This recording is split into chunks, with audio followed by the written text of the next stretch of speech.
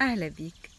أنتي سلبي، كلمة نقولوها ساعات خاطر نحسوا بالفرستراسيون، نحسوا بالغلب، خاطر العبد اللي قدامك ماهوش يتحرك ومش قاعد يعمل في ليزاكسيون اللي لازم يتعملوا حسب رايك. اما ما هيش احسن حاجه، خاطر انت تحب الاخر يتحرك، وانت بالعكس باش تهز الحوار لمنطقه لا مانيش سلبي، انت بيك تقول عليا هكا علاش كيفاش، ونقعدوا نهزوا ونردوا وما نقدموش، والا باش تخلي العبد قدامك قلبه يتسكر ويقول كان هي كيكه تنوريك السلبيه على اصولها. مالا كيفاش لازمنا نقولوا؟ لازمنا نقولوا بالضبط شنيا شفنا، شنيا سمعنا، ولا شنيا الاخر عمل. معناها مثلا وقت اللي قلت لك يجي نجربوا الطريقه هذه باش نحلوا المشكله، قلت لي شد في مشومك لا يجيك ما اشوم من هذه فكرة ثانية.